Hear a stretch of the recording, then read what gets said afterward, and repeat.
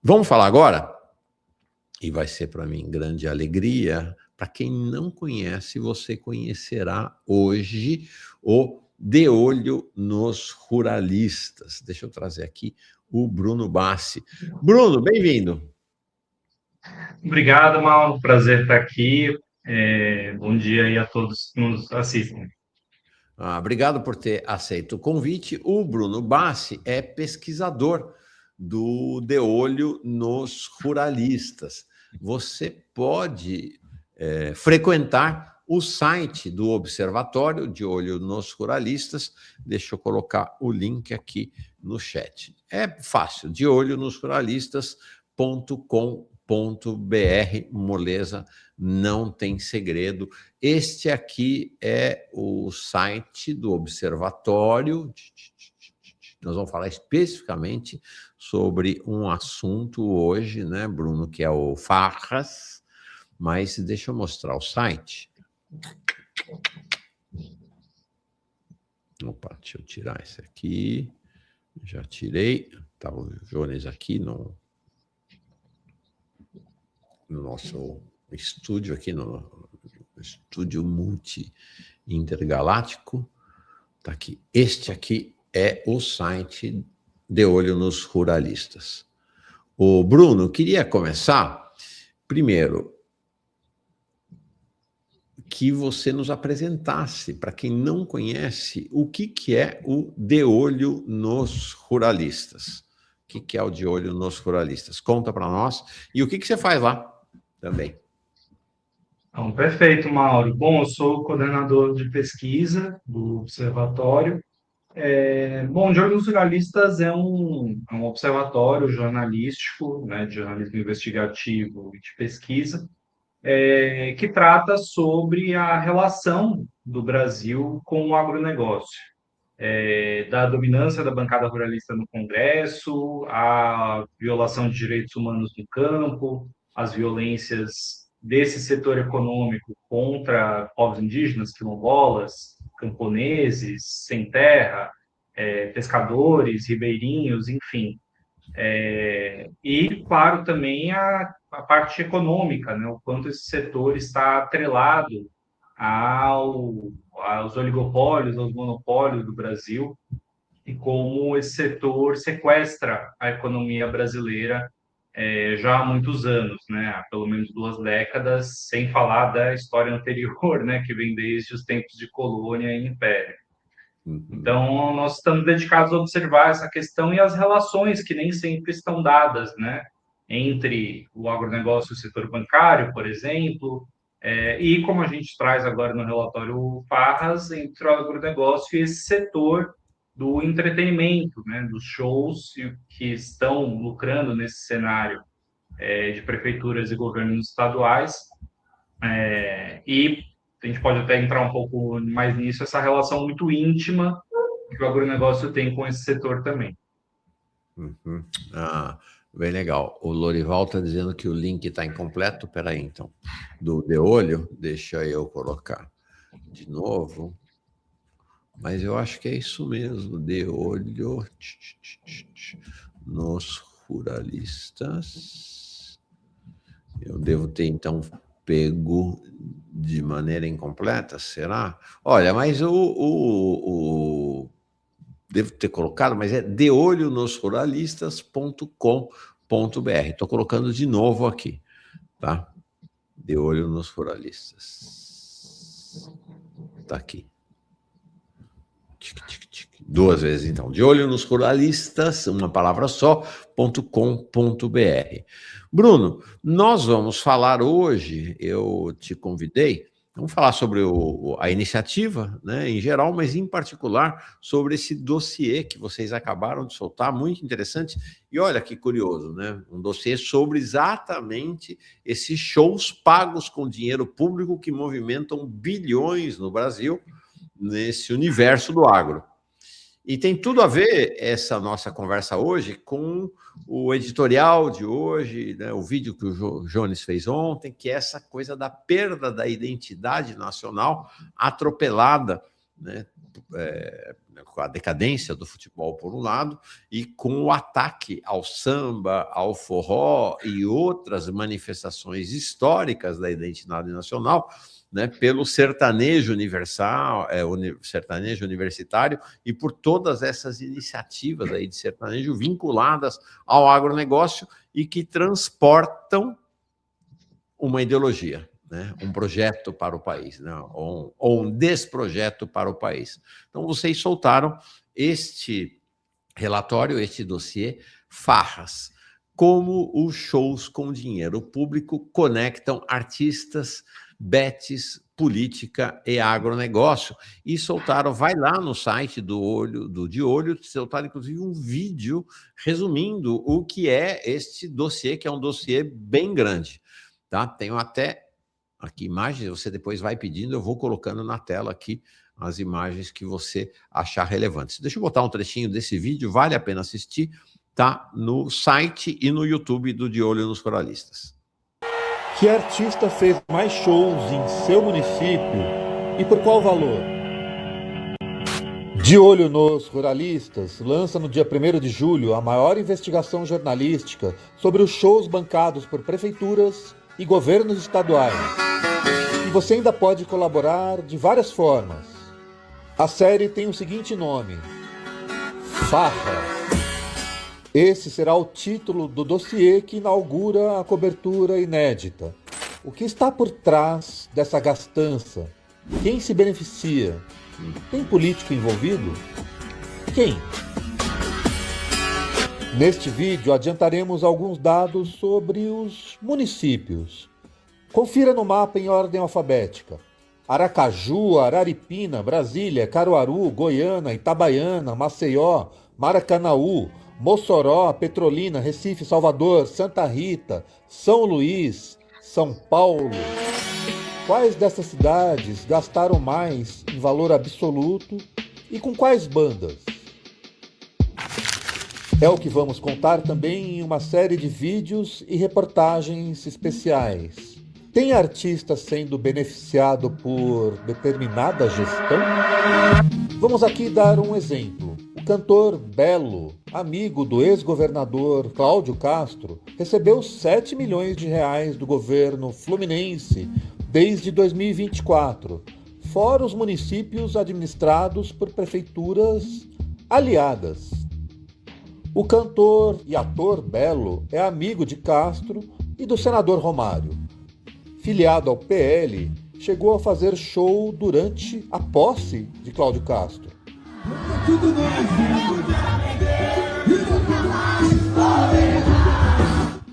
E não é que seu empresário é pré-candidato a uma vaga na Câmara dos Deputados? Pode tudo isso, Brasil? A série Farras trará dados inéditos sobre os artistas contratados e a teia de relações que caracteriza essas contratações cada vez mais inflacionadas. Muito legal esse vídeo, gostei demais, viu? Parabéns, Bruno, parabéns. Eu gostei muito desse vídeo aqui, o Rafael. Eita, minha cidade de Mossoró está no meio do esquema. Pela dinâmica do que acontece aqui, era até esperado. Então, vão lá no site, vão no canal do De Olho. Vocês têm um canal, né, no YouTube também, do De Olho nos Coralistas. Assistam. Esse vídeo não é um vídeo longo, é um vídeo de introdução, então, à série, ao Farras, né, de cerca de 10 minutos. Conta para nós o que é este... Primeiro, da onde surgiu a ideia de fazer um dossiê, um relatório sobre essa questão dos shows e da intersecção dos shows com a administração pública em municípios e estados? Não, perfeito, Mauro. Essa ideia surgiu no ano passado. Não sei se todo mundo se lembra, mas teve aquele episódio do Zezé de Camargo, que ele iria, né, na verdade, a um programa do SBT, e cancelou as apresentações depois que o SBT lançou o canal SBT News, e aí convidou para, né, para o ato de inauguração o presidente Lula e o ministro do STF, Alexandre de Moraes.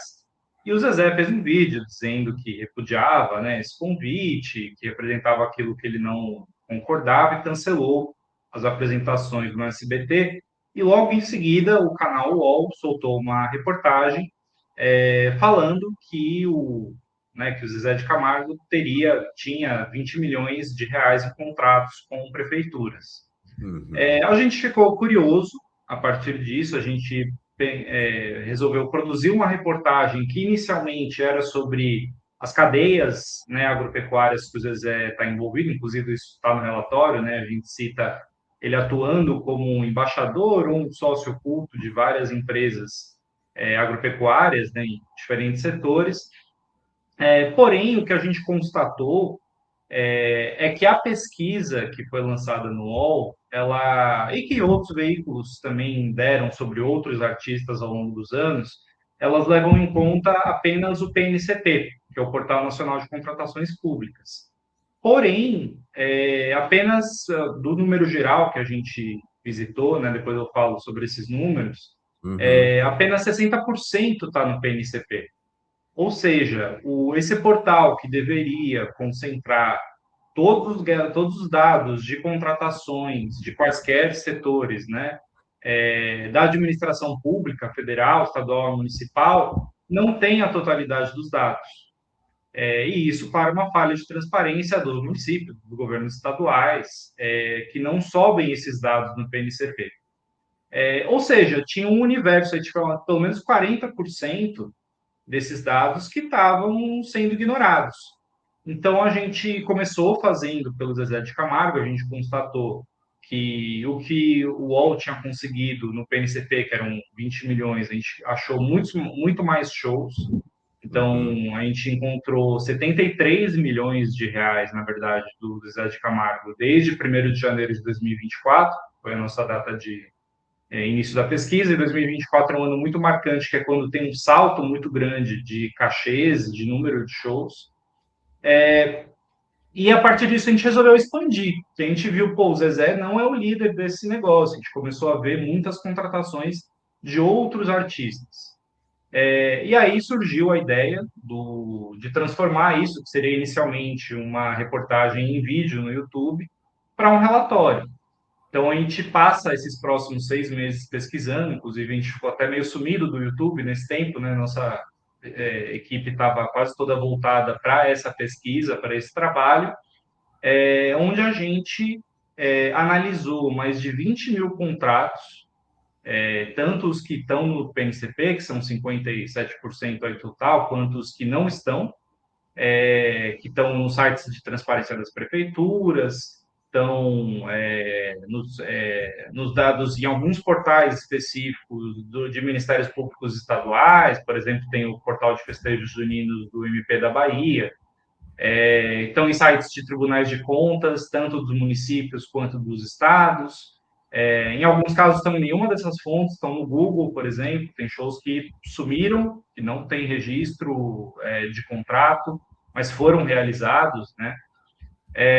Então, a gente fez esse monitoramento, mais de 20 mil contratos analisados, mais de 250 artistas de vários gêneros musicais analisados também, e a gente constatou que havia uma grande concentração em um grupo de 40 artistas que receberam, cada um deles, mais de 50 milhões de reais em contratações públicas, em cachês pagos com dinheiro público, desde janeiro de 2024, e isso até a nossa pesquisa encerrou, né? Ou seja, a gente parou de puxar dados em 31 de março de 2026, ou seja, esse número continua crescendo, né?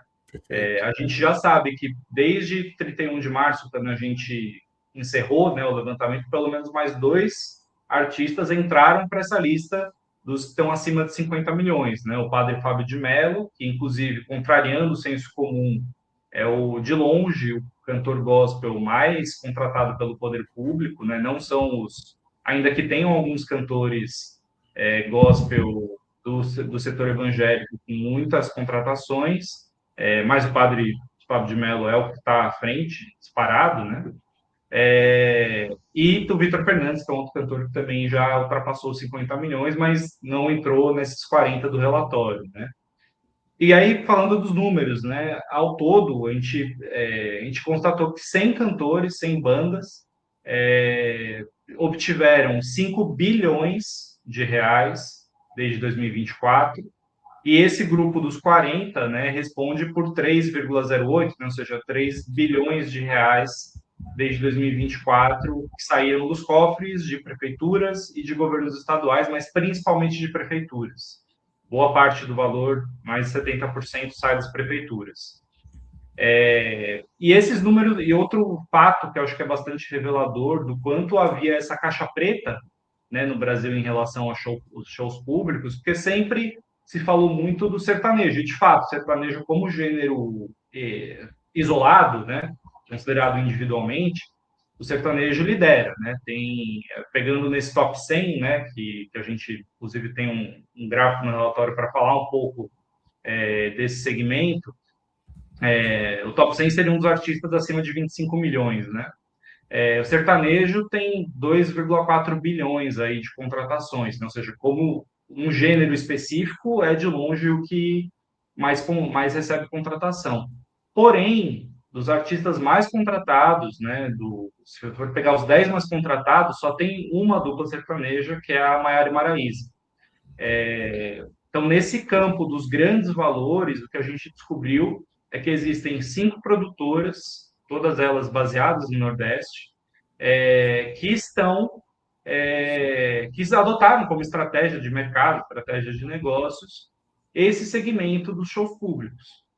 As duas principais são a Camarote Shows, que pertence ao Wesley Safadão, cantor, empresário e fazendeiro também, né? A gente pode falar um pouco dessa interface desses cantores com o agronegócio um pouco mais para frente. E a Vibe, que é do Xande Avião. Também tem outras 3 produtoras, né? Tem a MP, que é do cantor Pablo, do Arrocha, tem a Tapajós, que pertence a um grupo de empresários de Petrolina, que agencia as carreiras do João Gomes, Tarcísio do Acordeon, Iguinho Lulinha, de outros grupos ali da região. E você tem a Full também, que pertence ao Rod Bala, que é um empresário muito conhecido aí no forró, desde os anos 2000, que agencia a carreira do segundo cantor mais contratado do país, que é o Henry Freitas. E quem é o líder dessa bagaça, né? Quem recebeu mais cachês públicos, né? É um cantor super jovem, um sergipano de 23 anos. Só uma questão, esse quadro aqui que vocês prepararam é exatamente isso que você está falando, né? Dos empresários, né? Isso. Tá. Dos empresários. Eles... Perdão, fala. Não, e eles concentram, essas empresas, elas receberam mais de 2,4 bilhões em contratos, contando o top 40, né, esses 40 artistas que receberam acima de 50 bilhões e também os que estão abaixo, né? Ou seja, boa parte desse mercado está girando em torno de 5 empresas, né, o que é um oligopólio na prática, né? Perfeito. Detalhe que essas empresas não são necessariamente concorrentes, elas interagem entre si, né? Você tem shows, os artistas convidam artistas de outras produtoras para os shows.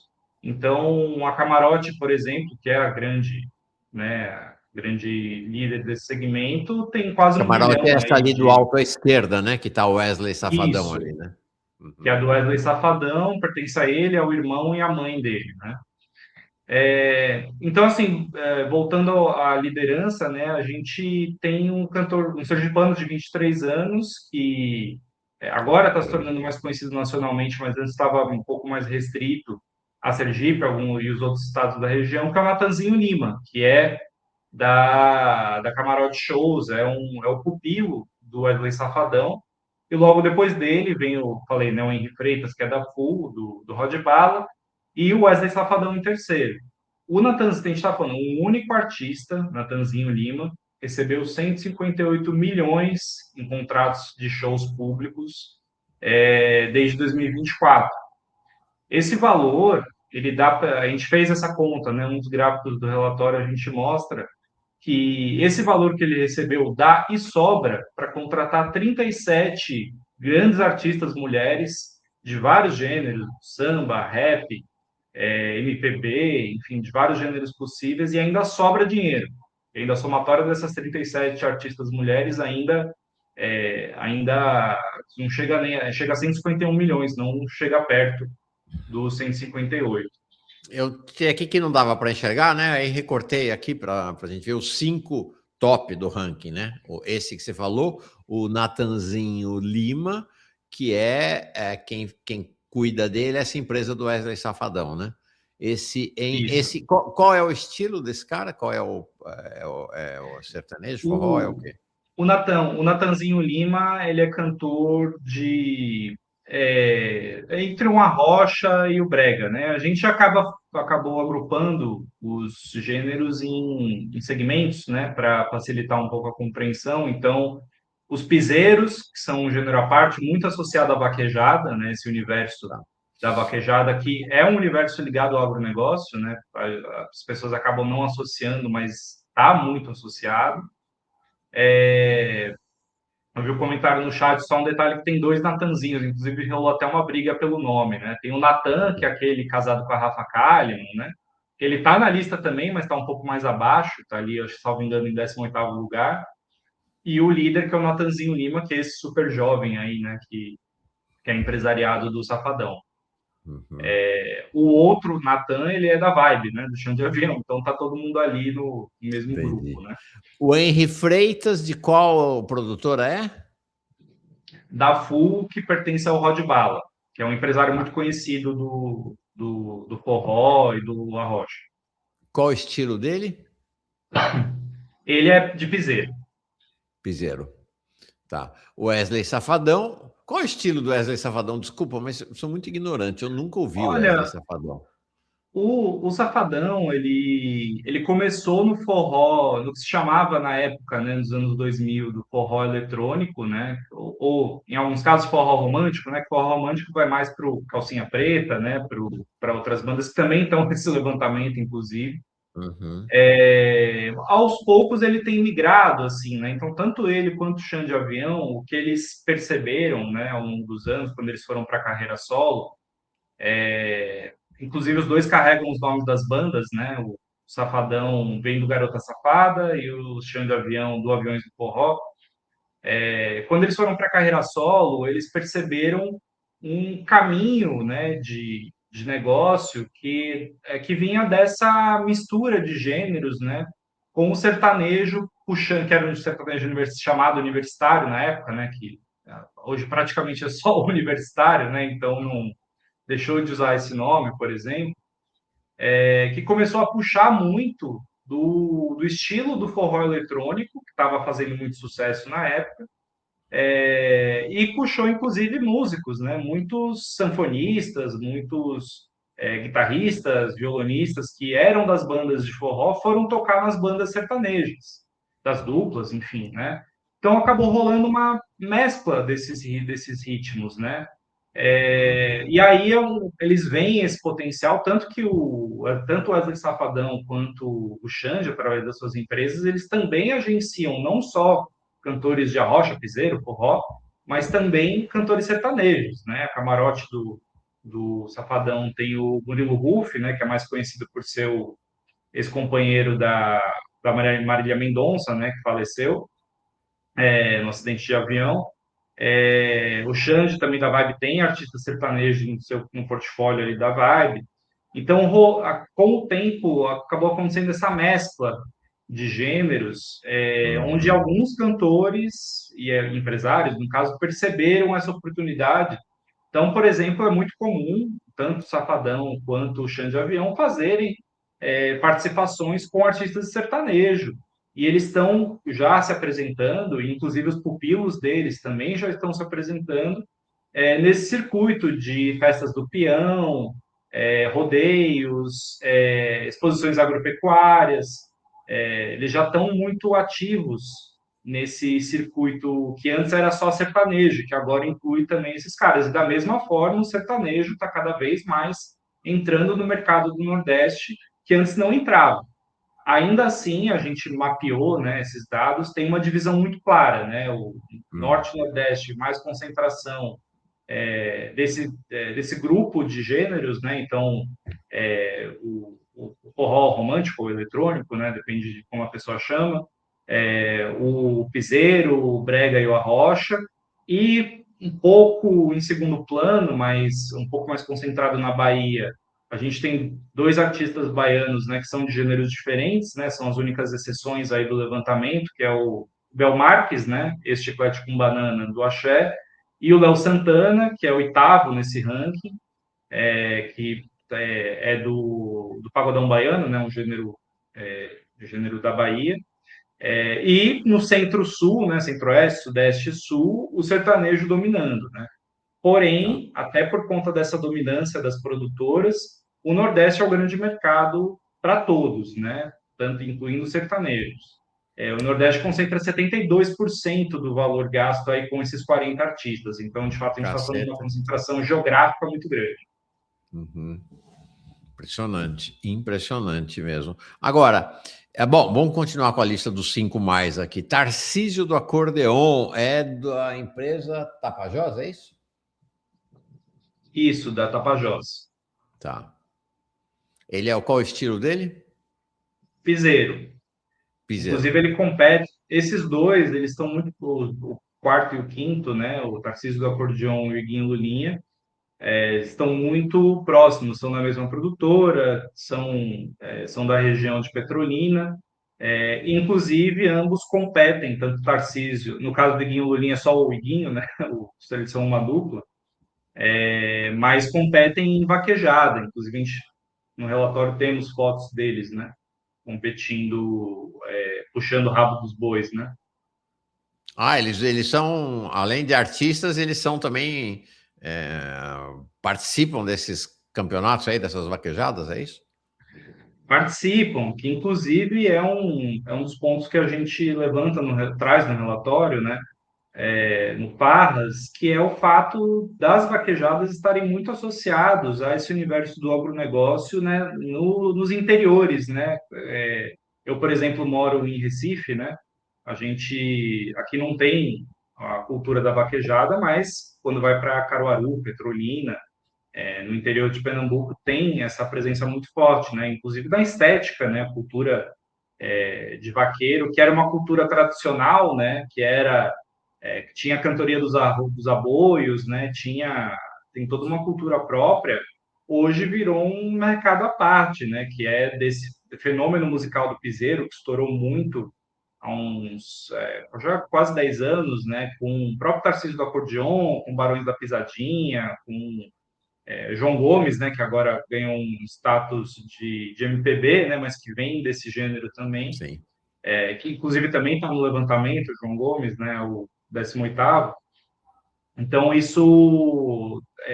esse fenômeno também, ele parte dessa mercantilização, né? Hoje, por exemplo, as competições de vaquejada, houve um projeto de lei que está em tramitação, por exemplo, que é da bancada ruralista, que é da Frente Parlamentar da Agropecuária, que coloca essa manifestação como esporte oficial, ou seja, passível de receber recursos do Ministério do Esporte. Foi aprovado no Congresso a vaquejada como um patrimônio cultural e material do Brasil, também um projeto liderado pela Frente Parlamentar da Agropecuária, e ao mesmo tempo tem uma mescla cada vez mais intensa desse universo também com as bets. Hoje o circuito tem 2 circuitos de vaquejada, um é patrocinado por uma bet, outro por várias outras, mas o circuito tem o nome de BYD, né, a marca de carros. Então, esses circuitos estão com muita presença, né? Você pega, por exemplo, o Wesley Safadão também compete em vaquejada, como amador, né? Todos esses competem como amadores, né? Não no profissional. O Safadão, por exemplo, ele compete, tem ali a marca do Aras dele, né? O Aras que ele cria cavalos quartos de milha, que são esses cavalos de competição, e do outro lado, o patrocínio da BetVip. Então, assim, esse universo está muito integrado, né? Ó, Agronegócio, entretenimento e bets. Bruno, então, é isso que eu queria te perguntar. Bom, só para vocês verem os valores aqui, né? O Natanzinho Lima, 158 milhões em 336 shows. Henri Freitas, 125 milhões, Wesley Safadão, 113, o Tarcísio do Acordeão, 111, e o Iguinho e Lulinha, 111. Tá, não é mil, tá, gente? É milhões. E aí nesse quadro, vocês mostram, né? Onde é vermelho é porque não tem bets. Onde é verde é porque tem patrocínio das bets. Então, veja, os 5 primeiros colocados têm patrocínio das bets. Explica melhor como é que se dá essa interação entre esses artistas, esses shows e as bets. Isso não é à toa, Mauro, essa relação dos 5 primeiros terem patrocínio. Por exemplo, os 10 músicos que mais fizeram show, ou seja, não por valor, mas por número de shows, que aí depende do valor do cachê, né? Dos 10 que mais fizeram shows, os 10 têm patrocínio de bets. Seja diretamente, como garoto propaganda, o que nesse universo eles chamam de embaixadores, né, entre muitas aspas, né, que é, na verdade, um termo para diminuir, né, eles são, de fato, garotos propaganda. Inclusive, a gente revela no relatório que o Wesley Safadão, a gente acessou um contrato, né, conseguimos acessar um contrato do Wesley Safadão com a Bet anterior, que ele trabalhava, que era Playbet, que ele, né, promovia, e ele recebia 6 milhões de reais por mês, né, Caceta. para fazer Só as da promoções Bet? da Bet. Só da Bet. Cara, é dinheiro que não acaba, né? É dinheiro da Bet, é dinheiro Exato. do show, é dinheiro da Fazenda, Nossa Senhora, é chocante. Isso, e justamente esse processo, né, ele vai se intensificando porque as bets começam também a patrocinar os festejos, né? Enfim, não sei da audiência quem mora no estado do Nordeste, mas a gente acabou de passar agora pelo São João, né? E você vê em várias das festas o patrocínio muito escancarado, né? Da própria festa, né? Ou seja, várias bets diferentes patrocinando festejos, tanto do São João, que é o principal polo aí, né? De contratações públicas no Brasil como um todo. Então, não só Nordeste, mas também Minas, Pará, tem muita contratação de São João.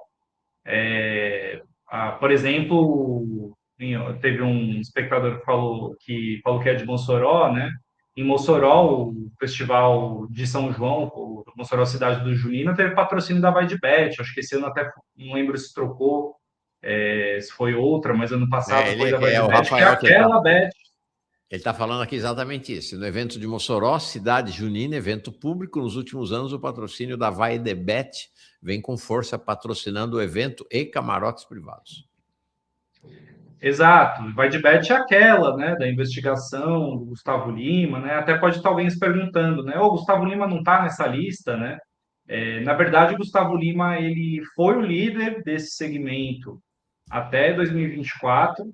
Só que aí ele, com as polêmicas, né, com a própria questão da Vai de Bet, que chegou a ter, não sei se todo mundo lembra, mas chegou até a expedir mandado de prisão, né, na época. Depois ele foi inocentado. E ele parou um pouco de fazer os shows, né? Então ele ainda tem muitos contratos, tem aí cerca de 30 milhões, mas não foi o suficiente para ele entrar nesse mercado. O que ele tem, isso sim, é a maior média de cachês entre todos os 250 artistas que a gente investigou, né? Acima de Ivete Sangalo, acima de outros nomes consagrados da música brasileira, né? Porque esse valor do show não é o valor do cachê, né? É o valor do Isso. show. E aí tem uma parte que vai para o empresário, tem uma parte que é para pagar a banda, tem toda uma série de custos neste valor aqui, né? Exato. Por exemplo, Mauro, o cachê mais caro pago no Brasil desde 2024, ele foi para um show de Réveillon do cantor sertanejo do Leonardo em Boa Vista, em Roraima, né? E desse valor, porque o qual também tem esse fato, né? Tem um mercado também migrando para as cidades da região norte, porque pela justificativa da logística, que de fato é uma logística mais cara, eles aumentam muito esse valor do show. Mas, por exemplo, quando a gente vai pegar essa divisão, e nesse caso a gente conseguiu acessar, inclusive, a prestação, não a prestação de contas, mas a tomada de preços, né, pela prefeitura. Desculpa, pelo governo do estado de Roraima. Foi quem pagou por esse show. Então, era 2 milhões 350 mil reais o cachê do Leonardo, desculpa, o valor, né, desse show do Leonardo, que metade desse valor mais da metade desse valor é cachê, é dinheiro pro Leonardo. E aí tem logística, né? Logística de equipe, Uhum. show, fogos de artifício, etc, né? Sim. Mas, ou seja, ainda é um valor muito alto, uma proporção muito alta de cachê, mesmo para um show numa capital, numa das capitais mais isoladas do país, né? Que é Boa Vista, e um cachê caríssimo, né? Inclusive, dos Tem shows mais caros, boa alguma, parte fica na região norte. tem alguma evidência? Que é o seguinte, né? É da tradição política brasileira. Obra tem caixinha. Agora, esses shows com esses cachês tão grandes, tão milionários, tem alguma evidência de que tem parte do dinheiro que volta para a mão do prefeito, do governador? Tem esquema de corrupção envolvido com esse esquema de shows? Ou até hoje não há evidência disso? Olha, Mauro, já houveram algumas investigações que constataram esse fenômeno, né? Então, tem acontecido investigações, mas ainda são coisas muito pontuais. O que a gente defende com a publicação desse relatório, inclusive, é que haja uma devassa desses dados, né? Então, pô, você tem cidades que estão contratando muito, cidades pequenas que estão contratando por valores absurdos, né? A gente até cita no relatório, teremos um vídeo só sobre isso, né? Que é a cidade de Cochixola, no interior da Paraíba, uma cidade de 3 mil habitantes, uma cidade pequena, que contratou um show de mais de R$ 1 milhão do Wesley Safadão para o aniversário da cidade. Cochichola é o nome da cidade? Isso. Tá. Uma 3 cidade mil habitantes, pequena show do Wesley Safadão. por 1 milhão. Caceta. Então, tem muitos casos. Tem cidade de 1.500 habitantes, que é a menor cidade que a gente constatou, que contratou o show do Zezé de... Desculpa, 1.800 habitantes, Estrela do Norte, né, em Goiás, que contratou o show do Zezé de Camargo, que é também um show muito caro, né? Os cachês dele começam a partir de 700 mil reais. E uma cidade de 1.800 habitantes, uma cidade que tem uma taxa de mortalidade infantil altíssima, né? Muito acima da média nacional. Um outro detalhe, a gente constatou que mais da metade, 53% dos municípios que contrataram shows públicos nesse período, emitiram, nesse período de 2 anos e 3 meses, né, emitiram decretos de situação de emergência. 13 deles emitiram decretos de calamidade pública. Ou seja, esse dinheiro, que por mais que os prefeitos possam justificar, veio do Ministério do Turismo, veio de emenda parlamentar, veio enfim, do governo do estado. Independente disso, um estado de situação de emergência ou de calamidade pública significa que o município ele não tem capacidade parcial ou completa de lidar com uma situação de emergência. A gente cita um caso, e vamos tratar disso também num vídeo próprio, né? E até, inclusive, aproveito para convidar quem está nos assistindo a entrar no nosso canal, seguir, se inscrever. A gente está chegando aí em 100 mil inscritos. A gente publicaremos ao longo desses próximos 2 meses. Serão vários vídeos ainda falando sobre cada um desses fenômenos que a gente está conversando, né? Sobre bets, sobre produtoras, sobre agronegócio, sobre emergências, né? Então, a gente vai falar sobre isso num vídeo específico. Uhum. Mas você tem, por exemplo, o município de Buriticupu, no Maranhão, que o município está sendo engolido. Acho que algumas pessoas lembram desse caso, né? Ano passado, o município emitiu um decreto de calamidade pública porque um bairro inteiro está sendo engolido pelas vossorocas, né? Que são aquelas, enfim, né? Quando o terreno embaixo ele está tomado por um bolsão de ar, né? Por conta dos lençóis freáticos e colapsa, né? Um colapso Uhum. da terra em cima, né? Que engole bairros inteiros, né? Tem mais de 2 mil pessoas desabrigadas, um município relativamente pequeno, e eles contrataram durante o prazo do decreto de calamidade pública show do chão de avião. Então, assim, qual a prioridade, né? Ou seja, o município, ou seja, de calamidade pública significa que o município não tem condições de lidar com aquele fenômeno natural, com aquele fenômeno climático.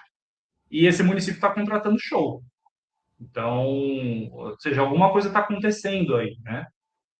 E aí, só voltando no que você perguntou antes, né? Nessa questão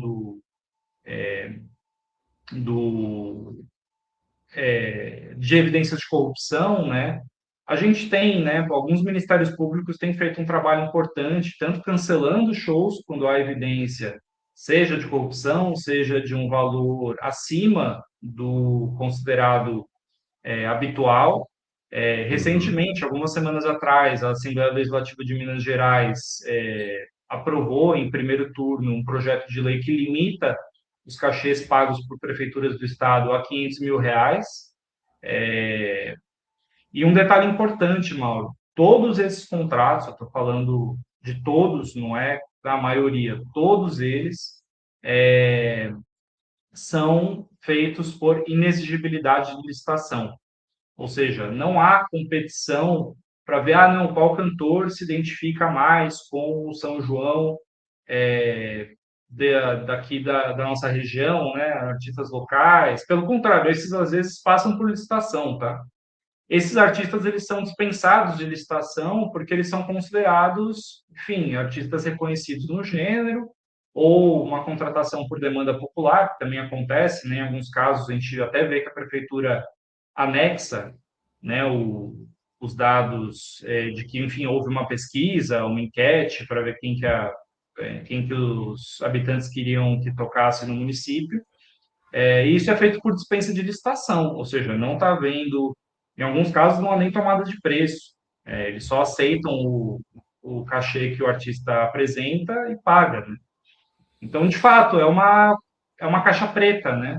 Então, por isso que a gente defende uma devassa ampliada, uma devassa nacional sobre esses casos. Como a gente falou, né, existe uma concentração no Nordeste, mas não é só no Nordeste, tem muito show em São Paulo, em Brasília, no Pará, muito show em Minas Gerais, por exemplo. Minas Gerais é o quarto estado que mais contrata. No Rio de Janeiro, o Rio de Janeiro é um caso curioso porque eles não contratam esses artistas do top 40, contrata, mas um pouco menos, né? Mas contrata muito outro segmento, né? Que não é o samba, tá? Tem muito gospel, alguns outros, muito sertanejo no Rio de Janeiro, mas não são exatamente esses sertanejos que a gente está levantando, né? São outros artistas que acabaram ficando de fora e que estão muito nesse segmento do Rio de Janeiro. Então, tem esse caso curioso. O Rio Grande do Sul também tem uma contratação, um perfil muito específico de artistas que eles contratam, que não são esses, né? Os valores são um pouco menores. Mato Grosso do Sul também não são. Mato Grosso do Sul contrata muito, mas não são esses artistas que estão no top 40, né? Aqui a gente escolhe um recorte, que é um universo muito amplo, né? São 20 mil contratos, então a gente escolheu falar desses líderes, né, do levantamento. Deixa eu te perguntar uma coisa. Então, essa é interessante. Vocês estão defendendo uma devassa. Uma devassa nesse shows aí. Exato, que seja... ou seja, que se aumente... Primeiro, que se aumente a transparência desses shows. Ou seja, se o PNCP, o Portal Nacional de Contratações Públicas, foi criado para ser esse mecanismo de transparência nacional, então, esses dados precisam ir para lá, né? Não pode ficar solto como está hoje, né? Que leva, inclusive, a conclusões falsas, né? Que foi como, por exemplo, a conclusão de que o Zezé de Camargo tinha, entre muitas aspas, só, né? 20 milhões de contratos públicos de shows. Na verdade, ele tem muito mais, ele tem 73 milhões. Então, esses dados precisam estar no PNCP. Primeira coisa, né? A segunda é que a gente espera que com esse levantamento isso chegue nos ministérios públicos, chegue nos tribunais de contas, principalmente dos estados que mais contratam, né? Pernambuco, Bahia, Ceará, Minas Gerais, enfim, para que isso sejam feitas investigações, né? E aí um detalhe, e principalmente sobre essa concentração empresarial, em 5 produtoras, em grupos específicos, nessa relação com bets, né? Isso, na verdade, é uma dúvida, a gente não sabe, né? Festivais que estão sendo patrocinados por bets em municípios juninos, né?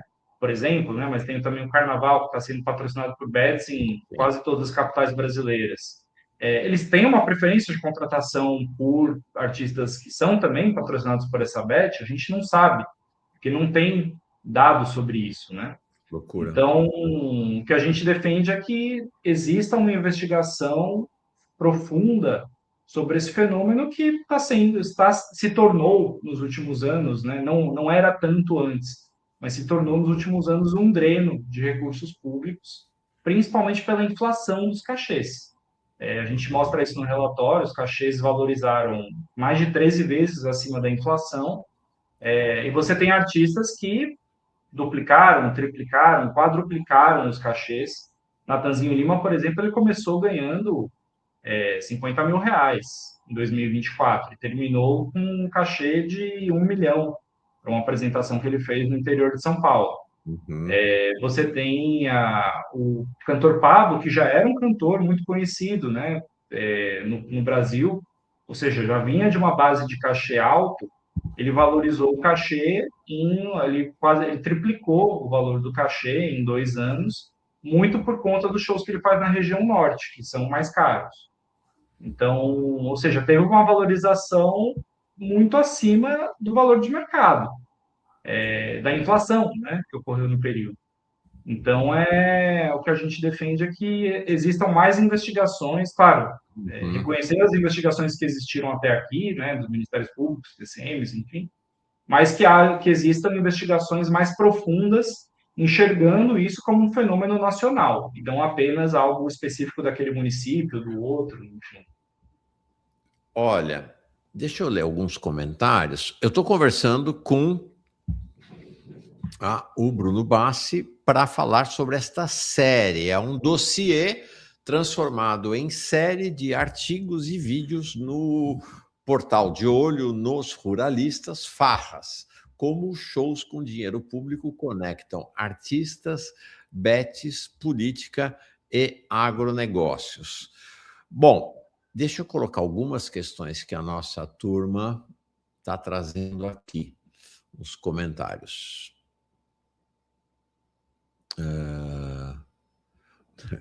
Quem paga escolhe a música, o orçamento secreto, vira-lata sem destino. Bruno Bassi, parabéns pela matéria, né? Parabéns pela série aqui. O BR Guedes pergunta: sabem detalhes daquela operação que teve em Altamira, São Félix do Xingu, no Pará, que liberou cabeça de gados, foi contra desmato, a criação existe... Olha, tá difícil de ler aqui. Estado roubou gado, um colega está caindo nessa narrativa, não entendi. Você tem ideia do que ele está falando? Não consegui identificar, não.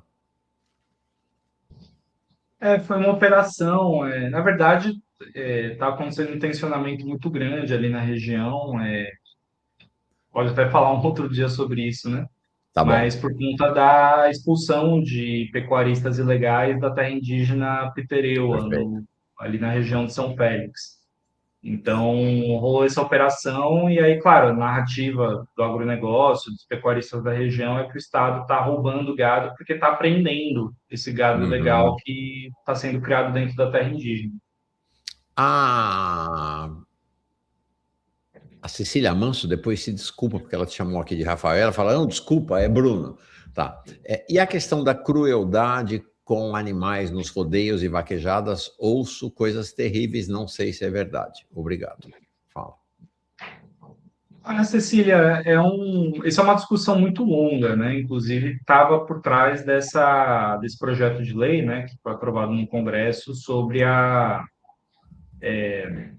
para incluir a vaquejada como patrimônio imaterial cultural do Brasil. Salvo engano, as festas de peão já estavam inclusas, não tenho certeza, mas acho que estavam há alguns anos.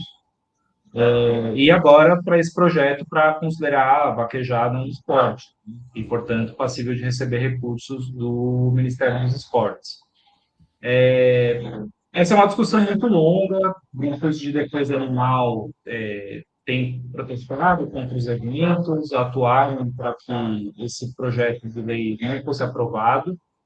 E tem, por outro lado, a discussão de que é um fenômeno cultural, né? Eu acho que a gente nem entra tanto por esse lado, claro que a gente entende Sim. que é uma discussão importante e válida, como tem na Espanha, por exemplo, a discussão das touradas, claro que ali é muito mais criado porque eles matam o touro, Uhum. mas aqui não, mas, enfim, pelo menos se acompanhando, né, vendo os vídeos, a de vaquejada realmente é um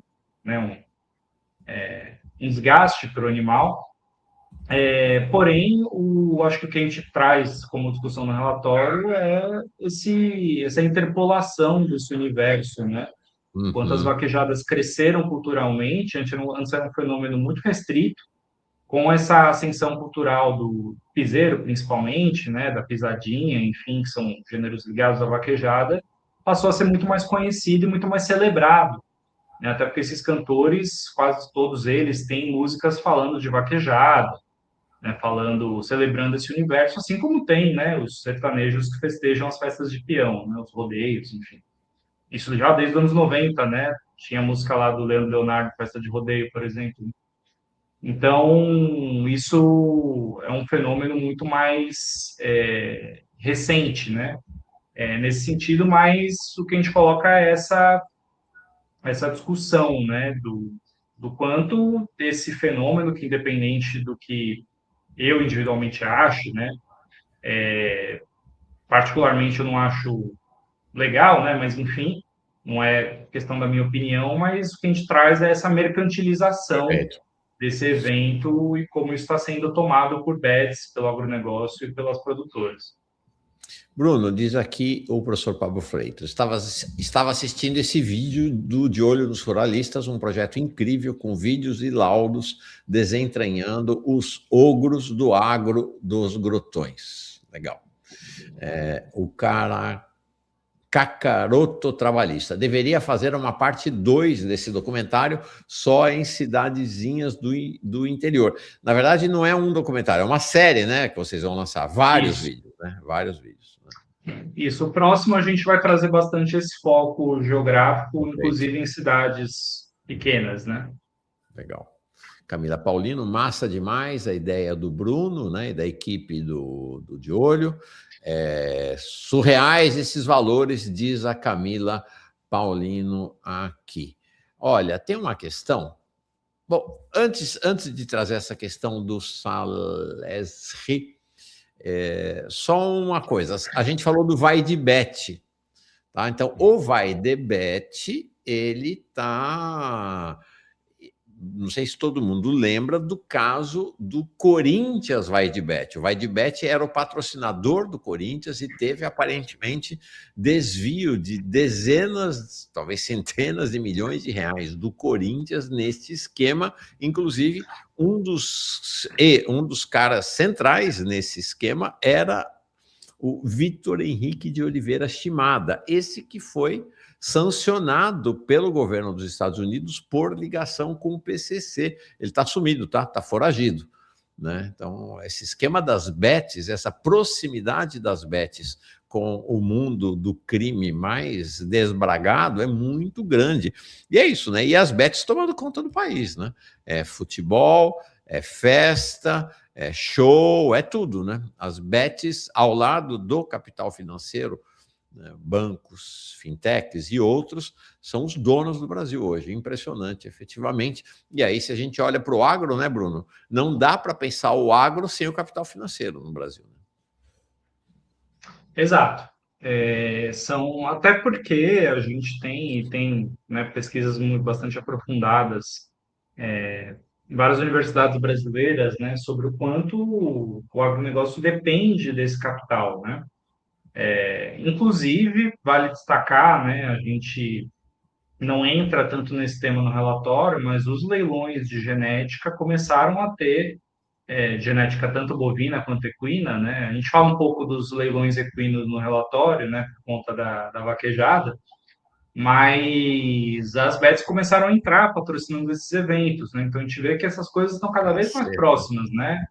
Patrocínio de bet para as expos agropecuárias, que é onde rolam esses eventos, patrocínio nos próprios leilões de genética, leilões esses que vale lembrar, então quase sempre com presença de políticos, né? A gente deu um relatório em 2023 sobre o Arthur Lira. O Arthur Lira investe em genética bovina, participa de vários leilões, geralmente com vários líderes do Centrão participando. Outro detalhe que eu não mencionei ainda, né? A gente falará em um vídeo específico da série sobre as relações políticas, né? Essa galera também não é só dono de produtora, não é só cantor recebendo milhões de municípios, Não? de prefeituras, né? Eles também têm relações políticas muito fortes, né? Não sei se todo mundo lembra, teve aquele episódio do chão de avião ali numa viagem de jatinho para Mykonos, que foi cantar, né, na verdade, num evento de aniversário de políticos do Centrão. Você tem uma relação próxima do Alcolumbre com o Xande, Alcolumbre presidente do Senado, uma relação Uhum. próxima do Safadão com vários políticos do União Brasil. A gente tem um capítulo só para falar disso no relatório. Então, Ou seja, inclusive, você tem uma recomendo. relação de intimidade, ou de proximidade, no mínimo, de uma parte desses artistas com esse universo, né, do Centrão barra agro, né? Exato. A gente, inclusive, tem no relatório a gente mostra, né, o que dos gastos das prefeituras, né, excluindo gastos do governo do estado, que a gente também fala um pouco disso, né? Inclusive, Pernambuco lidera, teve Rio de Janeiro com esse gasto com o Belo, né? É o cantor mais contratado do estado pelo governo estadual. Enfim, pegando só as prefeituras, em 2025, né, ou seja, já no primeiro ano que os prefeitos foram eleitos, considerando tanto os reeleitos quanto os que tinham acabado de entrar, mais de 70%, 72% do valor gasto pelas prefeituras em 2025 eram prefeituras governadas por partidos de direita. Uhum. De longe, disparado, lidera o bloco que se costuma chamar de centrão, mas que são partidos da direita, né? Enfim, o debate político brasileiro tá tão distorcido, né? Que é a velha direita, os herdeiros da Arena, Uhum. viraram um centrão, né? Mas, enfim, partidos da direita, juntando com o PL e outros partidos, né, MDB, que migram um pouco da base governista, né, mas estão ali, a Federação PSDB Cidadania, enfim, contando todo esse bloco, mais de 70% das contratações em 2025 foi de municípios governados por esses partidos, o que é até acima da média que esses partidos governam os municípios. E os outros 30%? Os outros 20, só me engano, 23% são de partidos da centro-esquerda, principalmente do PSB, que tem uma base muito forte, por exemplo, no Maranhão, uma base muito forte no Ceará, Pernambuco, que né? são estados que contrataram bastante. Pernambuco também. Então, o PSB lidera entre os partidos da centro-esquerda. Perfeito. O Bruno, deixa eu te perguntar.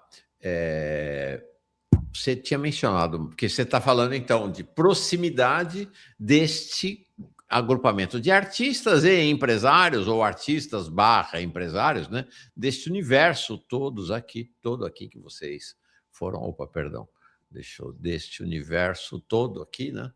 Que vocês falaram, né? Os artistas e mais as suas empresas, com o campo político que, de uma maneira ou outra, é vinculado ao agro, ou tem proximidade com o agro, né? Depois até Isso. quero falar sobre não necessariamente só o agro, né? Pelo que eu estou começando a entender aqui. Mas você tem também este universo destes empresários e artistas e empresários, que são eles também latifundiários, né? Personagens do agro, né? Com grandes propriedades, né? Isso, a gente mapeou 13 artistas, desses 40, né, 13 artistas que são donos de fazendas ou de empresas agropecuárias, né? O principal caso que é um caso até já conhecido, né, que é o Amado Batista. Sim, o Amado Batista está nessa lista, que é dono de mais de 50 mil hectares, aí, principalmente no Mato Grosso, mas também entre Mato Grosso e Goiás, que inclusive recentemente foi para na lista do trabalho, da lista suja do trabalho escravo, Uhum. que tem casos de desmatamento na fazenda dele em Mato Grosso, em Cocalinho, e o Zezé, o Leonardo, que também tem a dono da fazenda Talismã, né, a famosa fazenda Talismã, que foi também paramalista sujo do trabalho escravo, assinou um termo de ajustamento de conduta com o MPT e pagou, né, as multas aos trabalhadores que foram resgatados, né, da situação análoga à escravidão. Tem também o Zezé, dono de várias fazendas, a Maiara, da dupla Comaraíza, também dona de fazenda, Zé Neto, da dupla Zé Neto Cristiano, que inclusive saiu pela mídia alguns anos atrás atacando Lei Rouanet. A gente mostra no relatório que esse somatório de contratações de apenas 40 artistas equivale quase igual ao recorde de captação da Lei Rouanet, com o detalhe que a Lei Rouanet, o dinheiro não sai dos cofres públicos, é um dinheiro, claro, né, um dinheiro que entraria, né, por impostos, quem sabe que as grandes empresas nem sempre pagam os impostos, né, mas que entraria e que vai por esse mecanismo, vai direto para os projetos aprovados, né, pelo Ministério da Cultura, e é maior, inclusive, que o orçamento do Ministério da Cultura, né, foi em 2025, desculpa, para 2026, recebeu um corte que foi para 3,41 bilhões. Né? Então, a gente está falando que esses gastos, um universo muito reduzido de artistas, vamos lembrar, né, que os números variam superior pouco, a mas todo o orçamento da Lei Rouanet, é isso? É isso que você está falando? não orçamento, né, porque a Lei Rouanet ela Sim. funciona por captação, né? Sim. Então, ela não tem um orçamento, mas ao recorde de captação que bateu Tá. em 2025. A projeção da Lei Rouanet para 2026. É isso, ok. Entendi. Caceta. Agora, aqui tem uma questão que o Salestre trouxe. E aí, a partir dela, eu queria... Não apenas sertanejos, tem piseiro, tem forrozeiro. Essa era uma questão que eu queria te perguntar, porque na medida que você foi falando, eu identifiquei aqui, segundo ritmos ou estilos musicais que integram esse universo, né? Então, tem aí o sertanejo, tem o forró, tem o piseiro, tem o arrocha e tem o gospel. É isso? Isso, o gospel, na verdade, ele fica de fora porque o padre Fábio de Mello ficou meio... bateu na trave, né? Ele não entrou nos que estão acima de 50 milhões. Então, dos ritmos que estão dentro desses 40 milhões, desses 40 artistas acima de 50 milhões, a gente tem o que lidera é sertanejo, como ritmo individual, que é seguido de perto pelo piseiro, ambos têm mais de 900 milhões, estão batendo aí perto da casa do bilhão.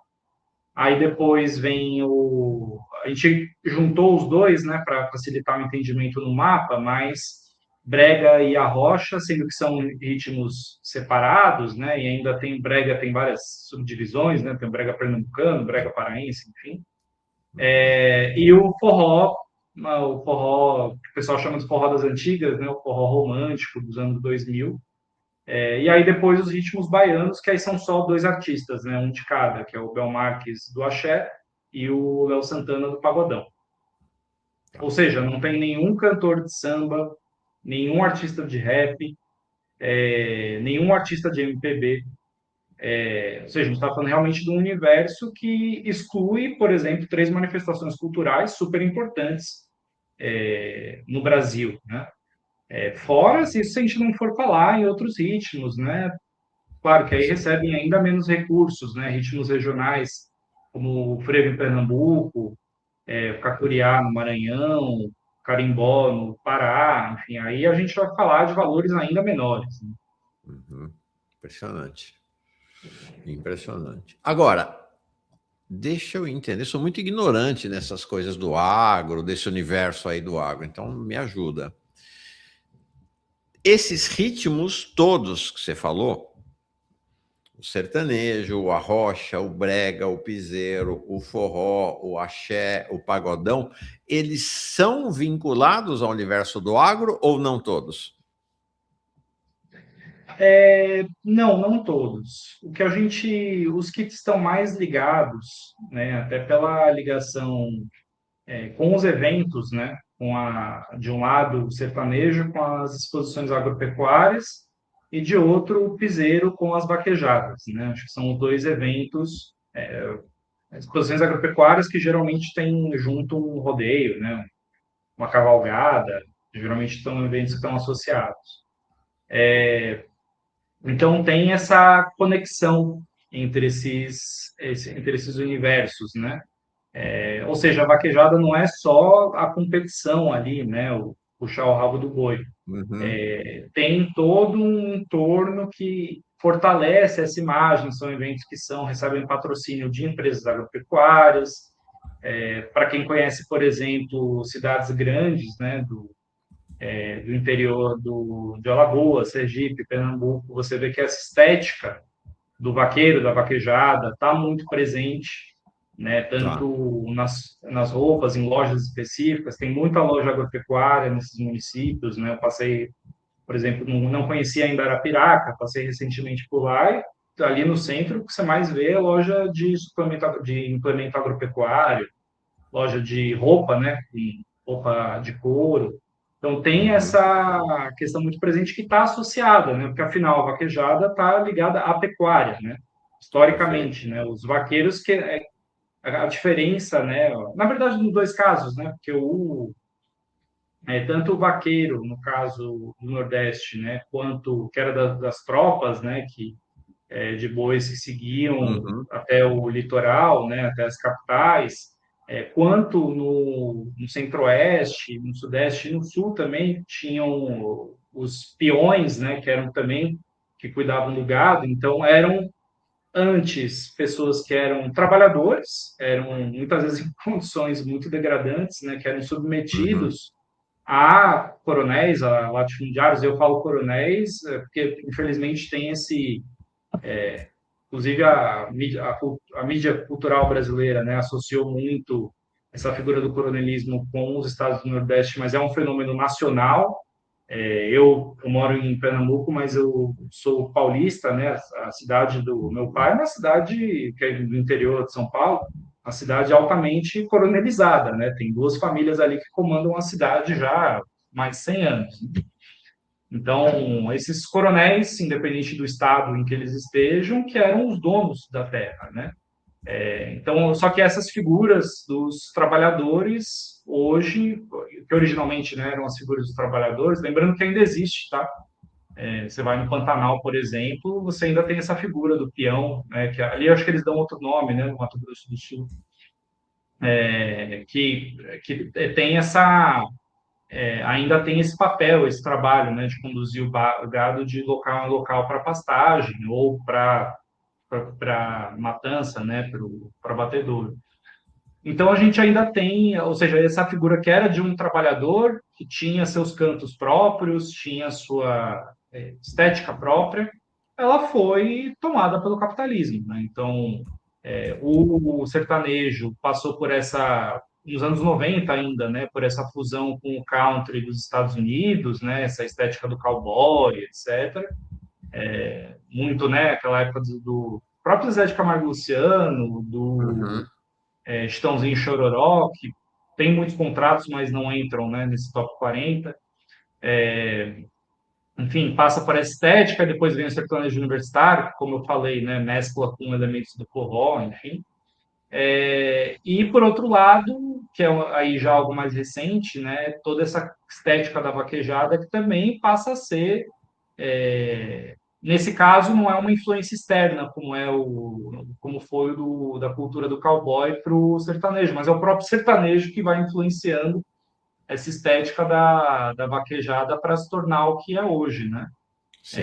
Então, ou seja, são fenômenos que estão intrínsecos historicamente e comercialmente, financeiramente ligados ao agronegócio, Sim. principalmente à pecuária. A pecuária é esse grande motor, assim, motor cultural desses dois setores. Ó, só para tua informação, você não sabe, um dos políticos que mais promove esses esquemas ao redor de vaquejada é ninguém menos que o Arthur Lira, né? Que tem também, né, a sua própria vaquejada lá em Alagoas, né? Agora, o arrocha não é um ritmo do agro, né? Não é um ritmo do campo, do Não, interior. Não. não, porém, a gente inclusive deu uma matéria no nosso site ontem, quem quiser ir lá verificar, a gente fala do Pablo, que foi inclusive o único dos 40 artistas que respondeu ao nosso Ah, pedido é? de informação do relatório. De 40, só um respondeu, que foi o Pablo. A gente repercutiu a resposta dele e a gente fala um pouco mais do Pablo, né? Que é dono do segundo show mais caro do país, né? Ele fez um show no Réveillon ali em Coari, no Amazonas, por 2,2 milhões de reais. E o Pablo é um cara que ele é dono de fazenda, enfim, investe em empresas do setor, ou seja, até os artistas, né, os cantores que não são desse universo, eles acabam migrando para esse universo. Amado Batista, por exemplo, ele era um cantor de brega, né? Apesar dele ser meio colocado junto com sertanejos, mas ele mesmo se define como um, enfim, cantor romântico, né? Cantor de brega romântico. Mas ele talvez, entre todos os artistas brasileiros, é o maior dono de terras, né? Ele tem mais de 50 mil hectares aí, né? Então, Tá aqui a reportagem, né? Com o segundo show isso. mais caro do país, Pablo triplicou o valor do cachê em 2 anos. Desculpa, esse Pablo canta, minha ignorância, ele canta que estilo? A Que Rocha. ritmo? Não? Até ele A rocha. era isso, ele era conhecido como Pablo da Rocha, inclusive. Ah, tá bom. Ó, 99,38 milhões desde. Gente, isso aqui é desde 2024, tá? Tem antes, né? Tem 2023, 2022, é que a Isso. pesquisa começa a partir de janeiro de 2024. Agora, é interessante isso que você vai falando aqui do ponto de vista estético e musical, parece que o sertanejo vai tragando todos os outros ritmos, né? Todo mundo, né? Então você fala, ó, a rocha. O cara começa a se aproximar da estética, da lógica, do sertanejo, a fortuna dessa turma toda vai acabar em terra, fazenda, latifúndio, né? Interessante isso. É como se o sertanejo Exato. tivesse um poder de atração sobre todo esse universo cultural, né? Exato. E o curioso, como eu falei, né, é algo que se tornou um gênero dominante no país também graças ao agronegócio, né? Claro, não é o tema do relatório, né, mas o sertanejo é o ritmo dominante em streaming, domina as rádios, com algumas exceções, né, alguns estados que não tem tanta entrada, Pernambuco mesmo é uma dessas exceções, mas domina as rádios, domina as TVs, né? Vamos lembrar, tem uma participação muito grande desses artistas, tanto nas TVs nacionais quanto nas TVs regionais. Então, de fato, isso está muito pautado em dinheiro de fazendeiros Sim. que também são empresários, né? A gente traz um exemplo no relatório, que é o caso do Zezé de Camargo, que ele se coloca como embaixador, mas ele aparece até numa figura meio de sócio, de rosto público da empresa, de um velho amigo dele, né, uma família, na verdade, né, de irmãos, chamados os irmãos Storari, que eles são donos de um grupo agropecuário ali de Mato Grosso e Goiás, que chama Grupo Roça, que, enfim, tem desde lojas de implemento agrícola até fazendas, propriamente dito, fazenda de soja e milho. E esse grupo abriu uma produtora musical, se chama Roça Music, chegou até a contratar o Lucas Luco, que é um cantor de sertanejo famoso nesse meio, né? Ou seja, uma produtora que já entrou com muita grana, e grana de fazendeiro, ou seja, nesse caso, uma relação direta, né? E são vários outros casos, né? A Ana Castela, que hoje é talvez uma das figuras mais conhecidas do país, né, nesse universo, o pai dela é pecuarista, né? Com fazenda no Paraguai, inclusive, também, né? Mato Grosso do Sul e Paraguai. Então, essa construção dessas carreiras está muito associada também a esse dinheiro do latifúndio, né, na prática. Perfeito. Eles vão sendo absorvidos, né, por essa força brutal, né, do sertanejo. Até porque você tem uma lógica, Bruno, eu ia te chamar de Pablo, Bruno, que é essa lógica da relação intrínseca entre o agro e essa turma toda e o setor financeiro, né? Todos eles são rentistas, todos eles ganham a baba de dinheiro em juros, mas o setor financeiro, o capital financeiro, não tem uma cultura própria, né? Não tem uma cultura a oferecer, não tem um ritmo musical a oferecer. Quem tem é o agro, né? Quer dizer, Exato. esse universo ao redor do agro, né? Exato. Inclusive, eu recomendo muito a leitura de um livro da Ana Chan, que agora não vou lembrar o nome completo, deixa eu até pesquisar aqui para dar o nome certinho. Ana Chan é pesquisadora ligada ao Movimento dos Trabalhadores Sem Terra, que ela publicou um livro que fala justamente aqui, o Agronegócio e Indústria Cultural, Tá. publicado pela editora Expressão Popular, que fala justamente dessa cooptação, né, dessa adesão do agronegócio sobre a indústria cultural brasileira, né, esse domínio nas rádios, nos canais de streaming, enfim, né? Como isso foi construído ao longo do tempo como uma estratégia de negócios, né? Então, de Perfeito. fato, é um processo que vem já de muitos anos, e a novidade, no caso, que é o que a gente traz com esse relatório, é que agora tem um outro ritmo também abastecido pelo agronegócio, também abastecido por dinheiro público, também abastecido pelas bets e em diálogo com o sertanejo, né? Não é como se os dois estivessem Uhum. brigando, na verdade eles estão crescendo juntos, que é o piseiro, né? Que está também chegando num status próximo, né? Do que o sertanejo Uhum. tem nesse domínio, né? Então, Sim. ou seja, né, tem esse fenômeno de espelhamento que está acontecendo pelo país, principalmente nos festejos públicos, né, que eram festejos antes associados à cultura popular, né, isso, né, a gente vê aqui muito, né, essa discussão está muito presente, né, o São João de Caruaru, por exemplo, muitos artistas de fora, não só de fora de Caruaru, mas de fora do estado, São João de Campina Grande, na Paraíba, São João de Mossoró, né, que a gente falou mais cedo, até festas relativamente, não pequenas, né, mas festejos menores, né, festas de municípios menores que esses, também já estão com patrocínio de bet, também já estão contratando artistas, esses artistas grandes, digamos, né, em detrimento, muitas vezes, do trio de forró local, do artista consagrado ali na região, mas que não tem essa projeção nacional, Uhum. que esses caras estão sendo deixados de lado, e muitas vezes sendo pagos um salário de fome, né? Sim. Como eu falei, eu moro aqui em Recife, Olinda é famosa pelo carnaval, aqui em Olinda tem músico, orquestra de frevo, que demoram um ano para receber o valor dos shows. Sendo, eu duvido que os artistas que tocaram em Olinda nesse período, desse top 40 que a gente dá, eu duvido que eles tiveram atraso no pagamento de cachê.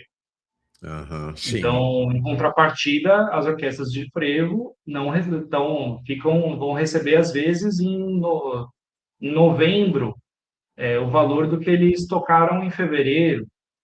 Já teve caso de receber em janeiro do ano seguinte, né? Então, Uhum. realmente tem uma questão de prioridade, né, dos gastos das administrações públicas. Deixa eu ler mais uns comentários aqui. Estamos caminhando para o final já, tá? Estamos aqui com mais de uma hora de conversa aqui. Tudo bem? Mais uns 15 minutinhos para ti, Bruno? Então tá. Ó, o Han diz assim: oxe, mas o Arrocha está ligado ao meio rural desde o nascimento. Han, enquanto ele estava falando aqui, eu fui pesquisar, porque eu não conheço muito bem. Não é não, viu? O arrocha é um ritmo urbano e periférico, nasceu no início do século, na cidade de Candeias, na região metropolitana de Salvador, a partir de adaptações da seresta, do borelo e da bachata. Depois é que o arrocha vai se aproximar desse universo do agro. Opa, fiz alguma bobagem aqui, perdão. É isso, né, Bruno? Inclusive, o Pablo é de Candeias. Ah, é de Candeias? Olha só. Ele é de Candeias. Aí, Candeias não é zona rural, tá? Região metropolitana de Salvador. Sueli diz assim: bom dia a todos. Bruno, vocês receberam muitas ameaças por conta deste trabalho? Aí eu já amplio essa pergunta. Deste trabalho e da existência do site de olho. O site de olho dos ruralistas tem há quanto tempo a iniciativa do Observatório, Bruno? A gente completa 10 anos em setembro. Perfeito. Inclusive, faremos um evento. Depois a gente passa o convite aí para vocês.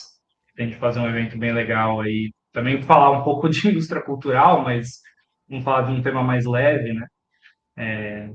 Então, a gente completa 10 anos em setembro. Nós somos um observatório que depende muito de recursos de apoiadores, né? Hoje, boa parte da nossa operação é bancada pelos apoiadores, então somos uma equipe pequena, né? Até por isso que a gente vai focando em temas, né, específicos.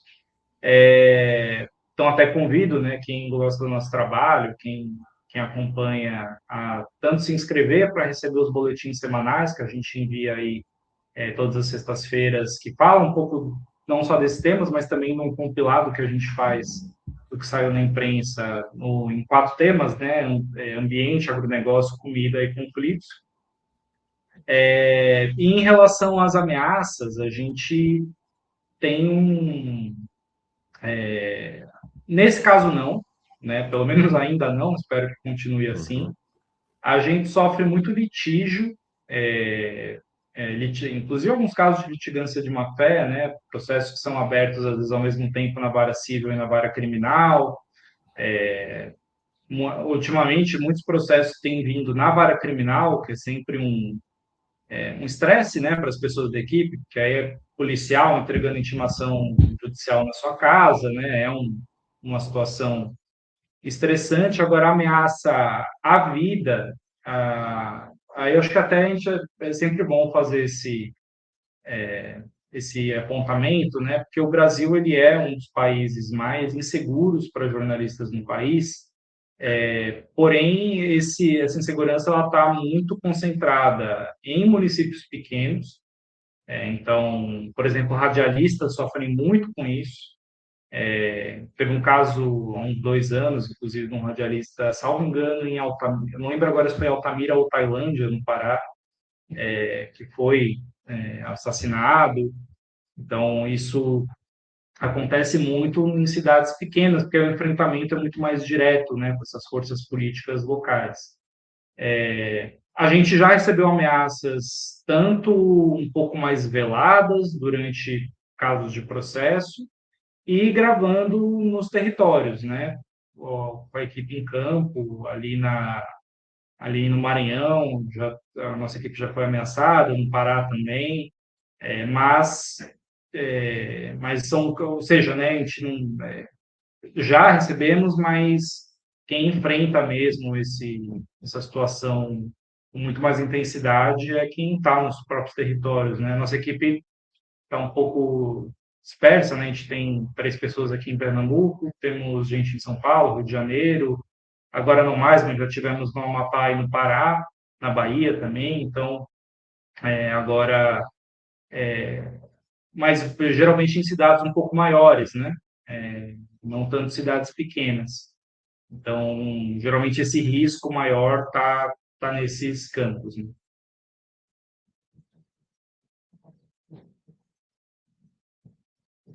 Tá mudo, Mal. Perdão.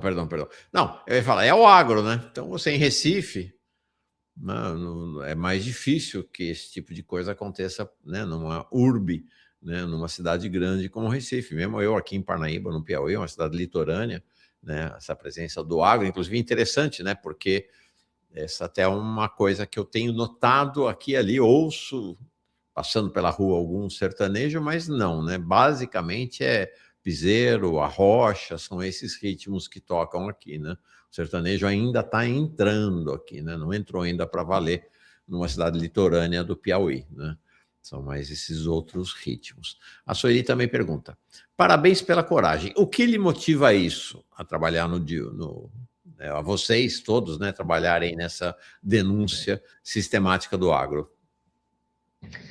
Olha, Sueli, primeiro, obrigado pela pergunta, né? Acho que o que motiva a gente, né, é a crença, principalmente,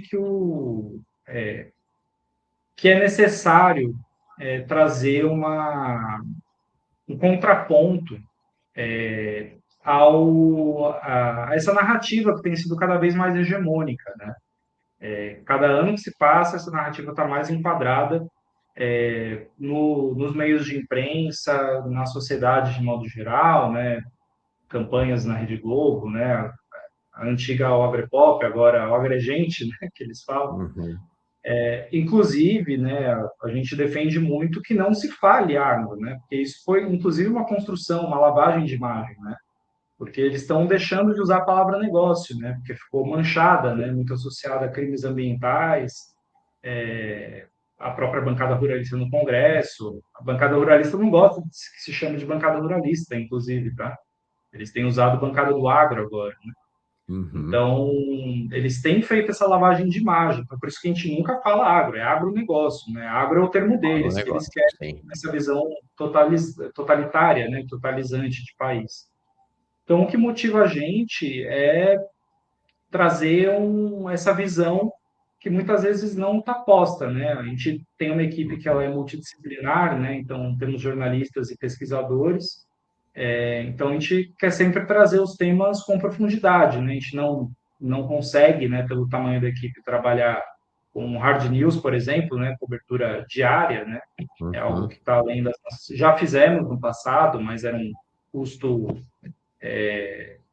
pessoal muito grande para todo mundo, né? Tá em cima do dia, necessariamente. Então, a gente prefere trabalhar com, com mais profundidade nos temas, né? Mergulhar mais a fundo em temas específicos, que foi o que aconteceu nesse trabalho, no relatório Parras, né? Então, a nossa visão de mundo é de um Brasil que precisa rever essa sua Sim, relação tóxica, né? Literalmente, né? Já que tem os agrotóxicos, sim.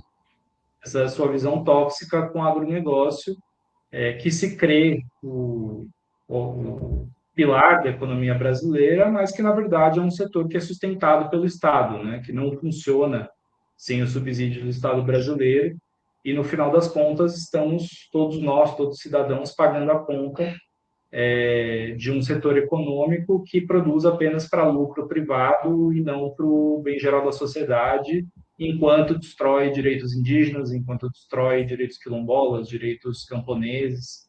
Então, essa visão que a gente compartilha, né, todos da equipe, que defendemos aí nos nossos trabalhos. Perfeito. Legal, deixa eu ler mais 2 comentários e trazer mais uma questão para ti. Bom, primeiro, saudando o Ibis Fabis, presenteou com uma assinatura aqui do canal, do Farol Brasil. Como digo sempre, uma assinatura que você recebe de presente tem um caráter muito efetivo, você de fato está se tornando assinante, um assinante durante um mês, mas é só um mês, tá? Você precisa no final do mês renovar para vir para a nossa turma. O Nilson pergunta: os chamados pancadão entram nessa lista? Não, o funk não passa nem de perto. Pois é. Eles odeiam, né? Odeiam. Piseiro começou no Nordeste, mas foi abraçado pelo estado de Goiás. Por isso já estão se lambuzando no dinheiro público. Tá certo? É isso aí, né? Sim. Já chegou. A Vanessa diz assim: excelente entrevista com Bruno Bassi. Fui prestigiar a série de trabalho dele. Uma última questão, Bruno, do meu lado.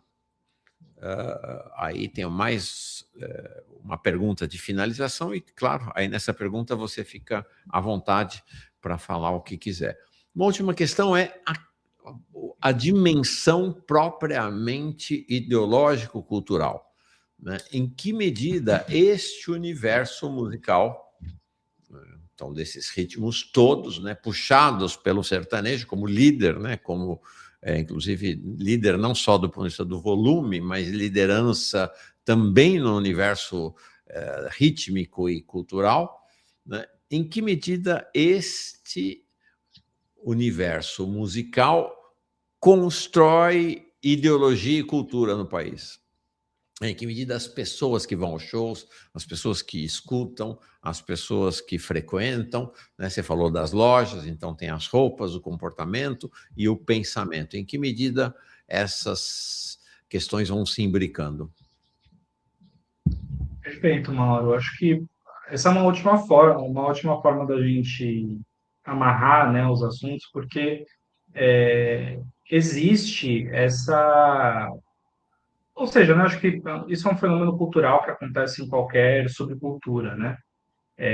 Existe uma identidade ali, né? Então, a partir do momento que você consome determinado gênero musical, você vai se identificar, tem a tendência, pelo menos, né, se identificar não só com a música em si, mas com o jeito de se vestir, o jeito de falar, o jeito de Uhum, agir, né?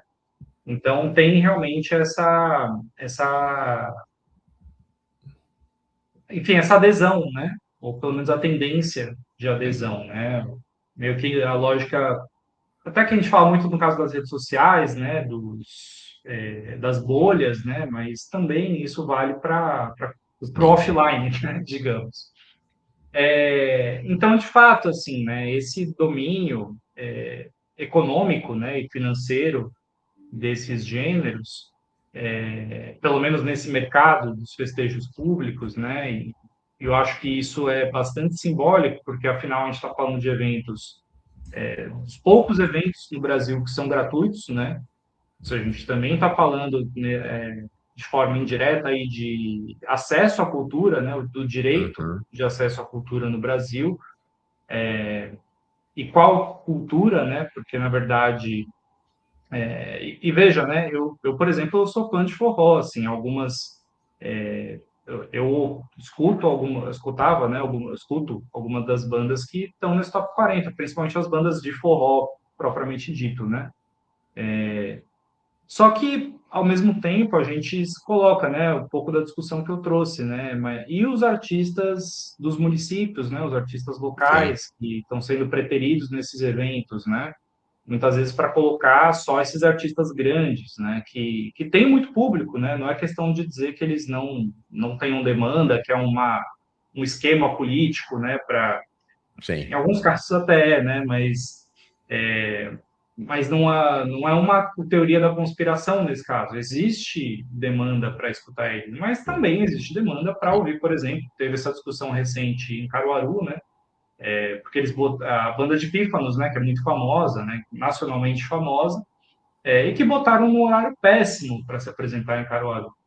Né? Aí circularam as imagens, os vídeos, né? O pessoal cobra a cultura e não acompanha, porque o show estava vazio, mas era um horário Sim. horrível, né? As pessoas estavam trabalhando naquele horário. Então, como que você...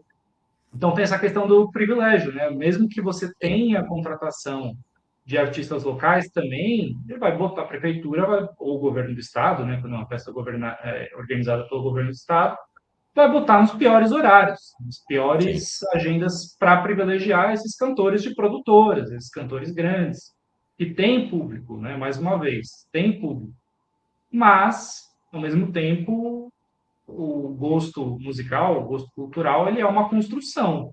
Então, se a pessoa não Uhum, ouve coisas diferentes, ela também não vai adquirir gostos diferentes, né? E nesse caso, tem a importância de se sim. prestigiar a cultura local, né? Claro, as pessoas que vão há muito tempo a essas festas podem até ter aquela visão, né, de pô, mas todo ano o mesmo artista, né? Então, existe esse discurso, né? Mas ao mesmo tempo é o espaço que aquele artista tem para tocar, né? E é o espaço que aquele Uhum, artista inclusive, pode chegar a outros públicos, né? Sim. Então, tem toda essa discussão de acesso, né? E por se tratarem de eventos gratuitos. Inclusive, nesse caso do sertanejo migrando para as festas juninas do Nordeste, migrando para os Uhum. carnavais do Nordeste também, não é só festa junina, não, os carnavais também estão recebendo, que para mim parece uma loucura, porque não tem nada a ver, né, com sertanejo com carnaval, mas está acontecendo. E da mesma forma, os piseiros, como o espectador mencionou, né, que estão migrando para Goiás, para Minas Gerais, para São Paulo, né, estão cada vez mais migrando para outras regiões.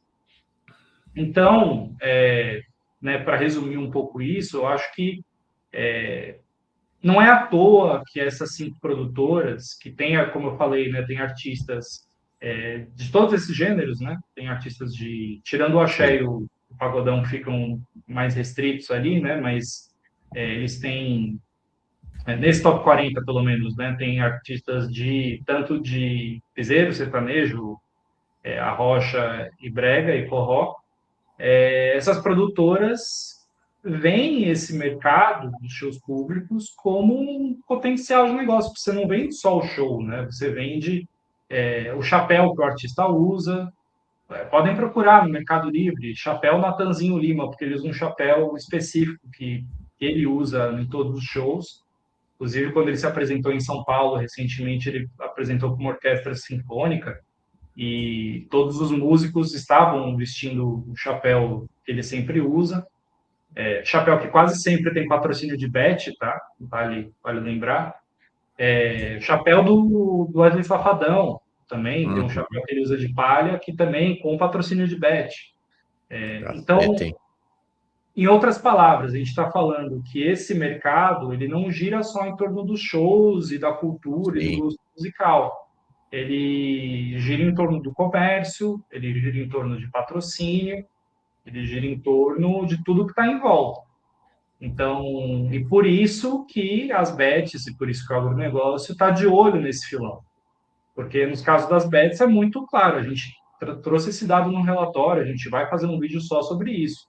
Os municípios que tiveram, são os 44 municípios que tiveram festejos públicos patrocinados por bet, apostam mais que a média nacional. Ou seja, as pessoas, em boa parte, talvez, né, por se tratar de um evento público e gratuito, pessoas pobres ou de classe média baixa estão recebendo propaganda, porque não é só o logo ali, né? No intervalo do show, no telão, fica passando propaganda da Bet. Sim. Então, agora eu fui em festa de São João, ficava passando, assim, no intervalo do show, passava propaganda de margarina, passava propaganda de banco, mas também passava propaganda de Bet. Então, a pessoa está recebendo ali a propaganda na cara e, claro, aquilo vai ficar na cabeça, a pessoa vai apostar mais em decorrência disso. A gente mostrou com os números que isso acontece. Então, E tudo isso, ó, vai entrando na cabeça, vai entrando no coração da pessoa. Você falou dessa história do chapéu, fui olhar aqui, cara, chocante, meu. Olha isso aqui.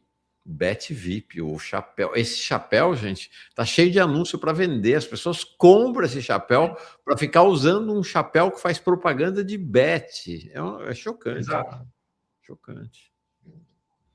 Exato, e tudo isso patrocinado, ainda que indiretamente, pelo poder público, né? Exatamente. E por que essas festas se pagam, né? Porque justamente por causa do patrocínio. Ou seja, acho que alguém comentou, né, que as bets inflacionaram o futebol, as bets também estão inflacionando esse mercado de shows públicos. Né? Perfeito. Bom, eu conversei com o Bruno Bassi, ele é pesquisador de Olho nos Ruralistas e um dos coordenadores desta série, desse dossiê Farras, como os shows com dinheiro público conectam artistas, bets, política e agronegócio. Eu queria encerrar te perguntando, bom, o que vai ser daqui para frente? Qual é o planejamento de vocês? O que a gente pode esperar desta série, desse dossiê e desses vídeos do De Olho nos Ruralistas? Bom, em primeiro lugar, muito obrigado, Mauro, pelo espaço, pela conversa. Foi bem bacana aqui falar desses temas. Conseguimos falar com bastante profundidade. E, bom, a gente primeiro convido todo mundo que está nos assistindo a visitar os nossos canais, principalmente o YouTube. Estamos querendo aí chegar nos 100 mil inscritos, então eu peço aí que se inscrevam, compartilhem aí os conteúdos para chegar em mais pessoas. A gente publicará agora uma série de vídeos, uma série de reportagens no site e no YouTube sobre dados, aprofundando dados no relatório. Tem coisas que, Uhum. inclusive, não couberam no relatório que a gente vai dar como reportagem. E também a gente começa, desde já, a nossa cobertura eleitoral. Então, vamos tratar das eleições para o governo federal, eleições Legal. para os governos estaduais, para o Senado. Então, também recomendo todo mundo ficar de olho aí nas nossas redes para acompanhar. E, por último, a gente está também com uma série sobre Copa do Mundo e questão agrária. Fizemos inicialmente os vídeos dos adversários do Brasil até aqui, né? Agora não vai ter mais, Uhum. mas teremos ainda pelo menos 2 vídeos para falar um pouco dessas cadeias comerciais de patrocínio da Copa do Mundo, que eu acho que vão ficar bem legais aí também. Também esperamos que repercutam bem.